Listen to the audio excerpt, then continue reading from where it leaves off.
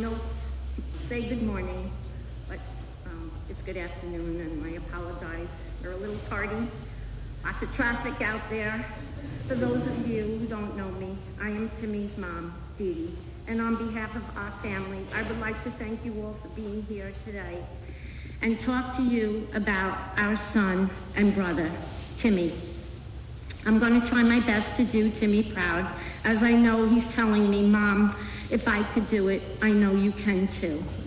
As Timmy did the same for his fellow firefighter and friend, Steve Pollard.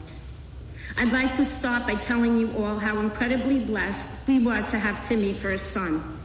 From the minute he came into the world, he was loved beyond words. He was the firstborn of our 4 children and our only son. Sheer joy the day he was born, and almost every day thereafter.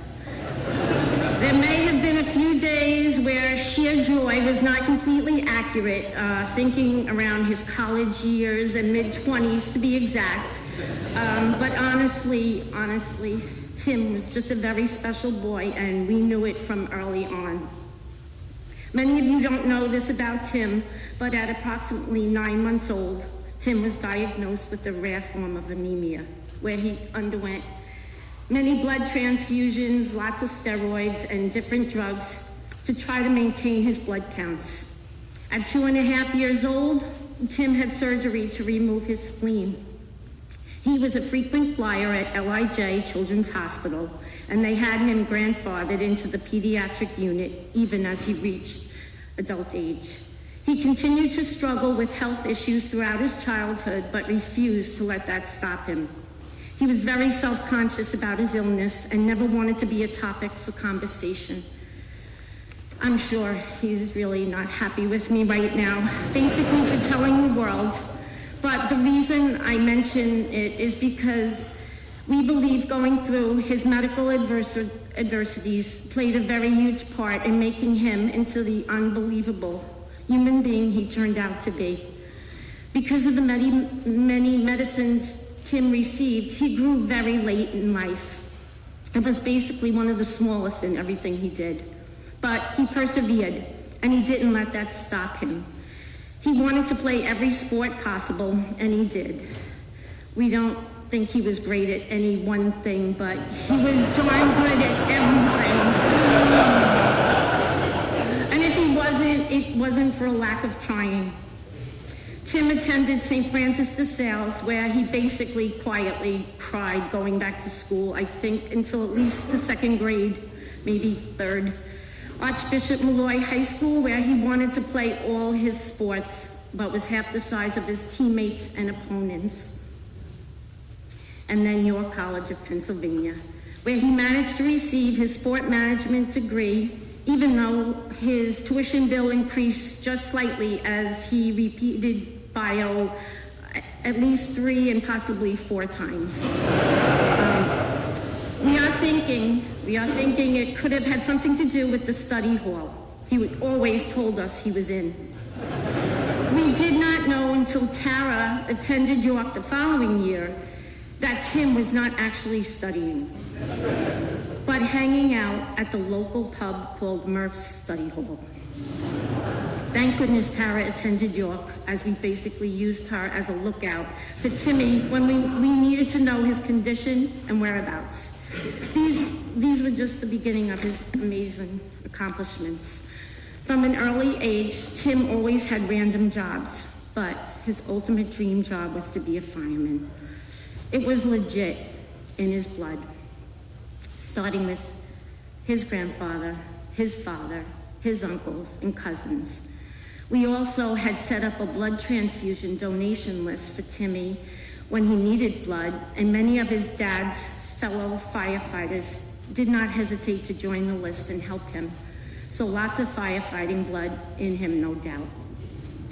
Getting called for the New York City Fire Department was one of Tim's happiest days. He loved everything about becoming a firefighter. He embraced the challenge of Proby School and then his assignment to Ladder 170, Canassi's bravest. His dream was now a reality. Timmy was a New York City firefighter and so very proud. He loved his job.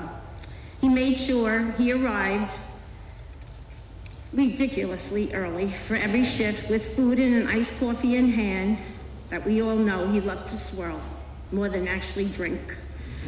His firehouse family was instant. You could say he was hooked from the beginning.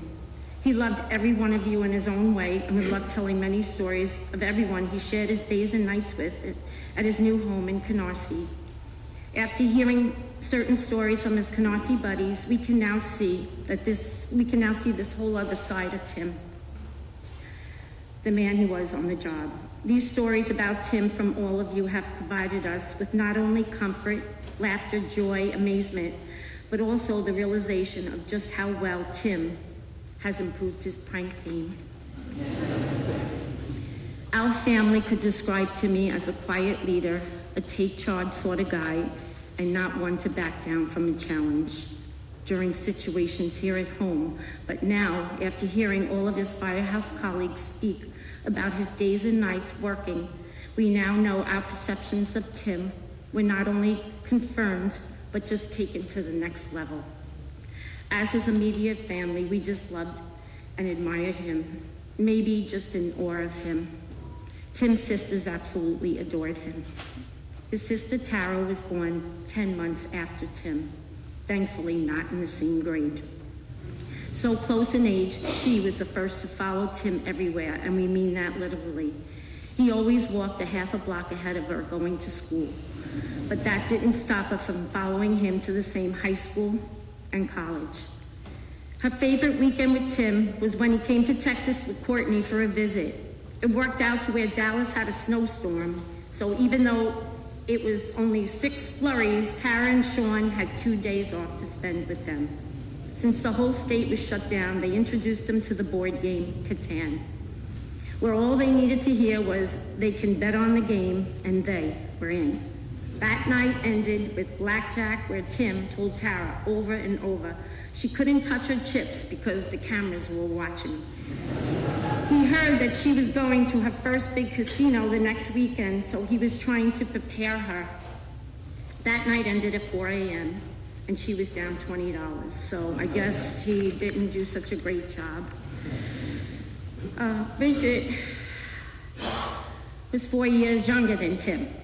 One of Bridget's favorite memories of Tim was when his fire company came to her job at St. Mary's Children's Hospital. They came dressed in their gear and surprised the kids with Santa giving out toys at Christmas. At St. Mary's that day, she was able to see Tim in his element, and he could also see Bridget in hers. It was a special day. He was so great with the kids, even having a dance-off with a few.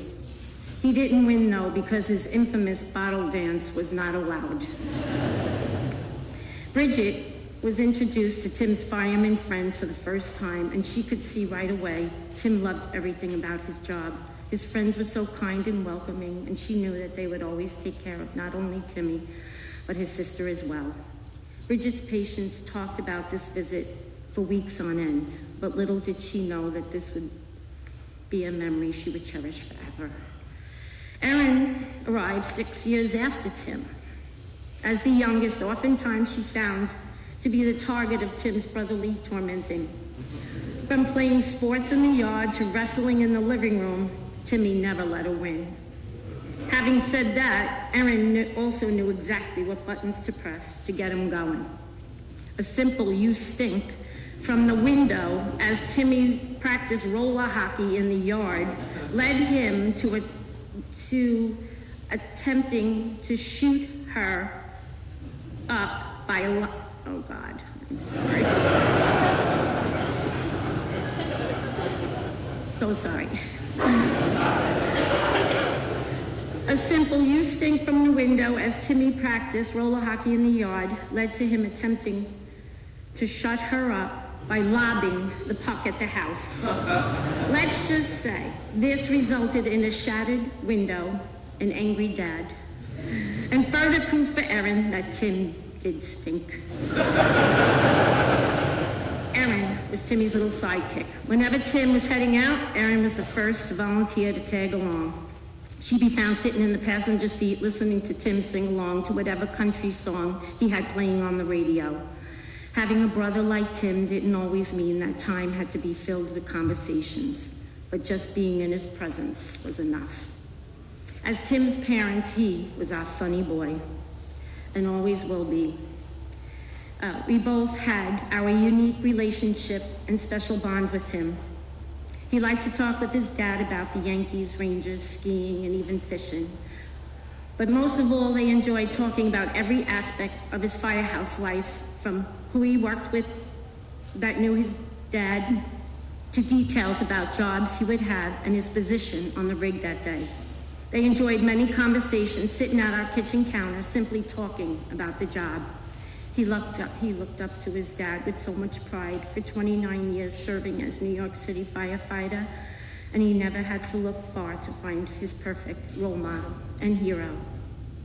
Although Tim wasn't a huge talker, and at times his conversations could even turn to mumbling, Pat hung on to every word, not knowing how many words he would actually get. Patrick was so proud to be Tim's dad and definitely instilled in him his many gentleman qualities for sure. As his mom and our only son, Tim was my boy. We just had a special bond as we spent a lot of hospital days and nights together. We became very close, where at 2 years old, we were on a first name basis. Tim was calling me D. He was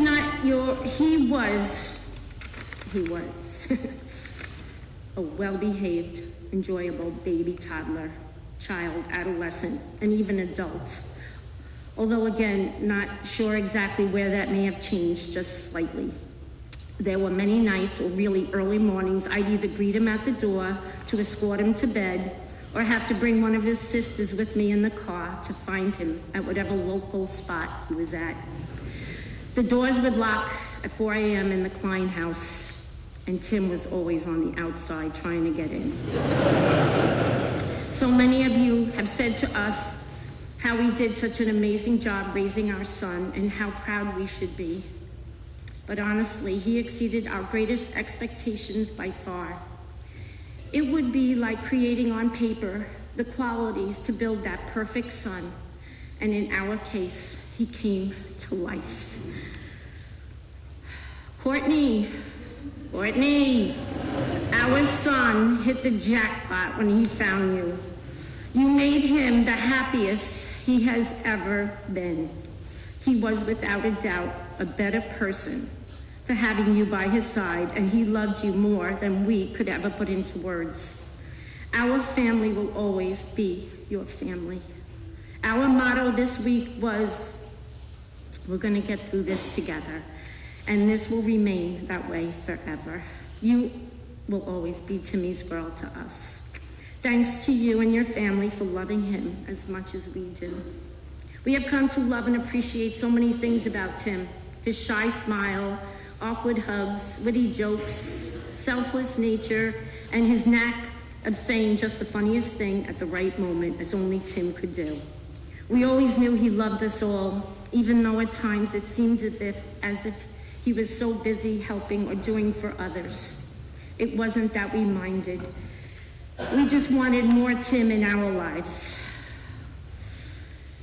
He just could not do enough for anyone and everyone in every aspect of his life, from kids to adults, to volunteer work, to job-related functions, and of course, his many sporting events.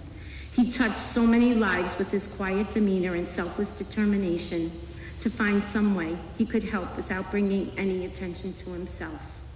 Tim was just amazing. He always had a song in his heart and a lyric he found that would apply to every situation. He could sit and talk sports and had so much useless information readily available. He was Amazon's favorite customer. Deal of the day was always his go-to, especially for birthday gifts. Tim would order so much random stuff, as we called it, but to him, they were necessities. He had countless hats, shoes, t-shirts, jerseys, sunglasses, koozies, coolers, gadgets, and even a guitar. The list is endless. We always joked he had so much more stuff than his 3 sisters combined, and that is not an exaggeration. Just enter his house or his car. Tim's perfect day consisted of going to the beach with his DeWalt boombox blasting country music, his rusted old beach cart with an umbrella and a gigantic American flag inside, countless koozies, walking in his bare feet with his flip-flops in the cart, and of course, a massive overpacked cooler dragging behind him filled with endless alcohol. He also brought his Amazon purchased solar light to help continue the party even when it got dark. At the end of the day, Tim was always found to be cleaning up the beach after everyone left and piled all the forgotten items into his cart, which then sat in our garage until the next beach day. Family. Tim was surrounded by a wonderful, huge, extended family. His Nana was someone he thought was just awesome. Many times after shift, he made sure to stop by Moretti's Bakery and leave a roll on her door for when she returned home from church. To his many aunts and uncles, Tim was the man. They had only good things to say about Tim, constantly being amazed at the man he evolved into. All of his wonderful, crazy cousins who Tim could not get enough of. Tim may have been outnumbered by his sisters, but he made up for it in cousins for sure. So many stories of good times beginning at Lake George to the best of times in Breezy, Rockaway, and Long Beach, just to name a few. They always knew Tim was up for a night out, and he always had the koozie in his back pocket ready to go. Friends, Tim was blessed with so many. He had the greatest of friends. We look at every one of you and know you understand the pain that we feel today because you too also lost a brother. Each of you hold a special place forever in the Klein family, but for the Rockaway gang especially, that special place no longer includes our garage for your beach gear. You guys grew up with Timmy and were there with him through every stage of his life. The Klein sisters were always so happy to see you all out at night, because when they didn't get a hello hug from Tim, they knew for sure they would get one from you guys. Kleino's friends always came through. To his loyal and unbelievable college friends, Tim always looked forward to his annual weekend with the York crew. Their weekend visits would involve multiple nights of pre-gaming at the Kleins, and then Rockaway craziness would begin. But eventually, all would somehow make it home by telling random cab drivers to take me to the Klein house, never knowing our actual address. Their wallets would be left on the counter, just as Tim always did, which was my confirmation that he made it home. To prevent them from cooking, I would remove the oven knobs before they arrived. However, Tim somehow always found a way to make a late night snack. It is impossible for us to thank you all personally, but we want to extend our sincere gratitude to the City of New York and the entire FDNY family, especially the men and women of Engine 257, Ladder 170, and the 5/8 Battalion, Canarसी's bravest. We are amazed by your strength and unwavering support and devotion to our family. There are not enough words to express our gratitude. Thank you to St. Francis de Sales Parish and the amazing Rockaway Beach community. Our family can see that our loss has been felt throughout the entire peninsula.